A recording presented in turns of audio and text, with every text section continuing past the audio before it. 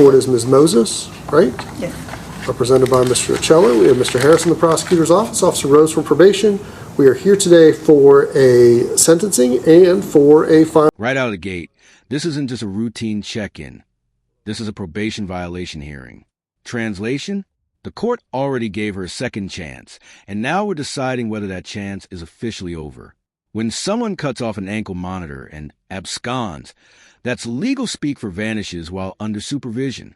Judges take that personally, because probation only works if people actually follow the rules. Buckle up, the stakes just got real. Final probation violation hearing.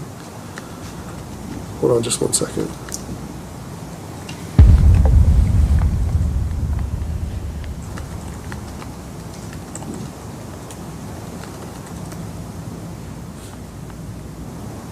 All right, everybody had the opportunity to look at the PSI? Yes, Your Honor. Any reason not to go forward with sentence today? No, Your Honor. We have 134 days of jail time credit, and we had, was it $80? What was the restitution on the monitor? 190. I believe it was 190, Your Honor. 190, okay. Mr. Harris, anything from the state? Yes, Your Honor. The court's familiar with the defendant. She has an extensive criminal history. Based on the nature of the case being this an escape, I think she's shown that she's not amenable to community control.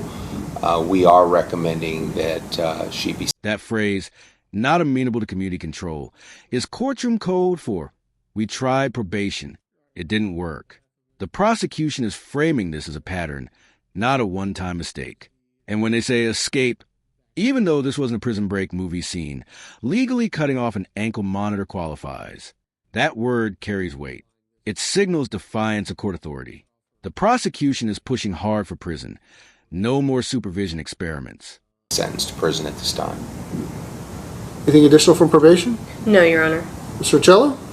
Your Honor, thank you. On behalf of Ms. Moses, as the court is aware, we had raised the idea that back in May, when she was originally placed on probation, that she had had human trafficking underlying this incident where she had cut off her ankle monitor and left and absconded from the court probation.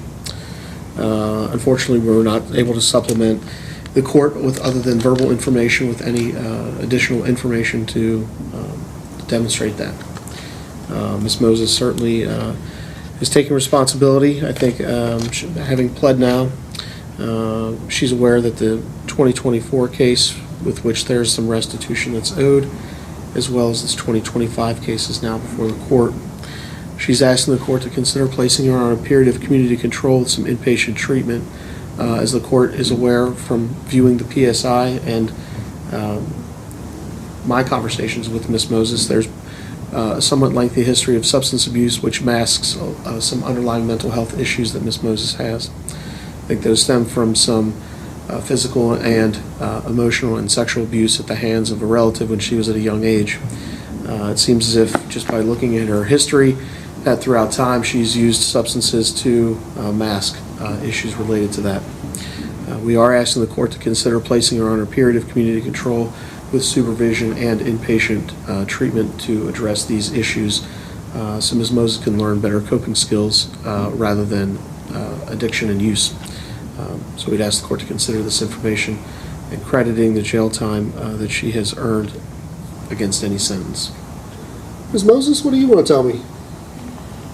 I made a lot of mistakes, and I made a big mistake with my ankle monitor, but I'm asking so I can get the help I need. I do need help, and I know I need to be punished for what I did do, and I'm truly sorry. And I returned back to jail on my furlough, and I'm trying to make things right, and I would really like one more chance to even some kind of treatment and some mental health help.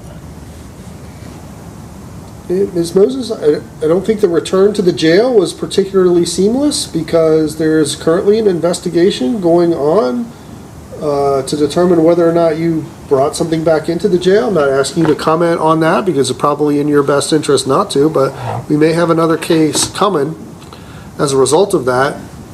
But what I do know, Ms. Moses, is I have this slice of people on my docket to whom those people believe that the rules don't really apply to them. And that there's a rule, and that rule is probably good for general people like other people, but there's always this sort of way around it, or I should have an exception made for me. I think that you fall into that category, Ms. Moses, and for that slice of my probation docket, there's no way to supervise them.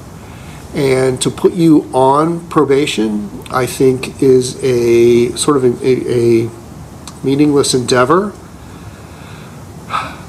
But, my inclination on this case is just to sentence you to 18 months in prison. That's 9 months on each of these charges, and when you get out, you will be done with us. I will consider, though, Ms. Moses, and you may want to think about this and talk to your attorney about it, and if you don't want to make the decision today, we can come back. I would be willing to give you a shorter term of incarceration. So, in other words, it would have to be, so I have to have a consecutive sentence.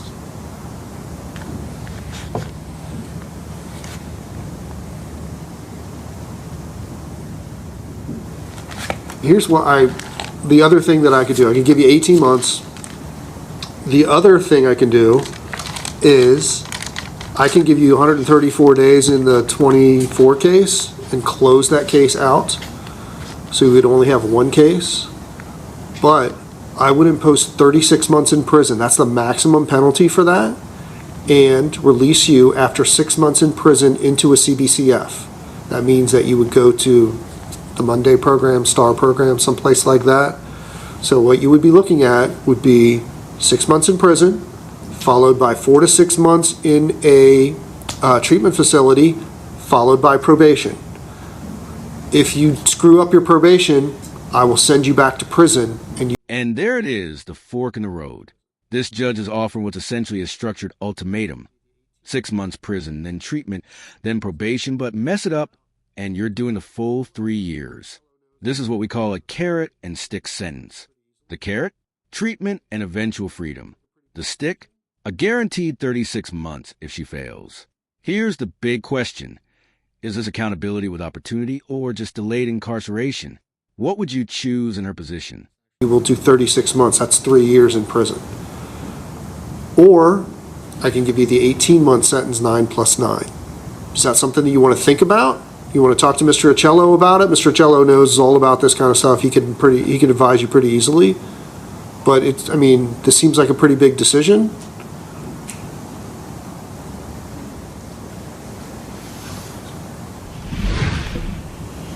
Your Honor, I just confirmed with Ms. Moses. I asked actually 3 times to make sure that I had understood her correctly. She would, if the court is willing to consider, she would ask the court to credit the 134 days on the 2024 case, close that out, place her on probation on the 2025 case for a period of, I don't know what you said, I'm sorry. Whatever period. I'm not putting her on probation today. I'm sending her to prison today. She would be sent to prison for 6 months. She would then be eligible for a CBCF, and then after graduating from that would be eligible for probation. She would like to go that route. I understand Okay. that she's not on probation. I'm sorry, I misspoke. That's all right. Sure about this, Ms. Moses? Yes. Officer Rose, what do we think about this? I think if Miss Moses hits the 6 months and she is genuinely serious about having help, the judicial could show that. But if she is not willing to do it, the CBCF will, if she gets unsuccessfully terminated from the CBCF, it will show she wasn't actually serious. All right, there's nothing in the PSI to suggest we can't get her into a CBCF, right? No, Your Honor. Okay. Mr. Harris, state opposition on any of that? No, Your Honor. All right, that's what I'm going to do. I find that you have violated the terms of your supervision in the 24 case. I'm going to give you I'm going to sentence you to 134 days.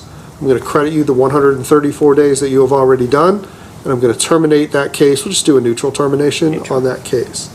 In the new case, I'm going to sentence you to 36 months in prison, and I'm not going to impose a fine. I am going to impose the cost. This also carries with it an optional period of post-release control. That means if you do your whole sentence, the adult parole authority can, but is not required to supervise you for up to 2 years after your release. If you violate the terms of that supervision, then you can be returned to prison for up to 1/2 of my original sentence, or if you violate by committing a new felony, then you can be returned to prison for up to 1 year, or the amount of time you have left on post-release control. It's automatically whichever of those is the longer period, and it's automatically consecutive to the sentence that you would receive for that new felony. We have $190 in restitution. I think, Mr. Ocello, what I'm inclined to do is to keep you on this case and set it for a hearing or a conference on judicial release in about 5 months. So Okay. you can go ahead and submit a periodic billing. I don't want that. I don't want you to get held up on getting paid. But Ms. Idle is going to reach out to you. We'll get a conference on judicial release, which will be in late July. Do you want me to file a motion for judicial release so the court has record? If you want to. Whatever. Probably makes sense. Okay. I mean, the law allows me to do a sua sponte judicial release. Sure. But might as well file a motion to keep a clean record. Okay. Thank you. Behave yourself while you're in the institution, Ms. Moses. That final warning, that's the judge making it crystal clear. This isn't just punishment, it's a test. The court is essentially saying, prove you want help, because in the justice system, credibility is currency.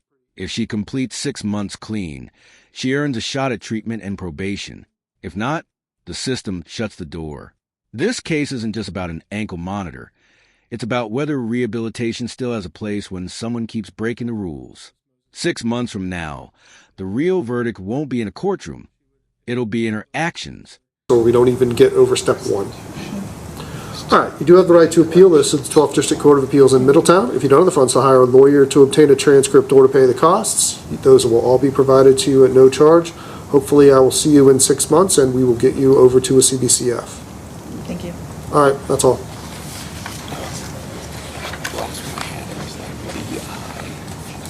Say it might be BI.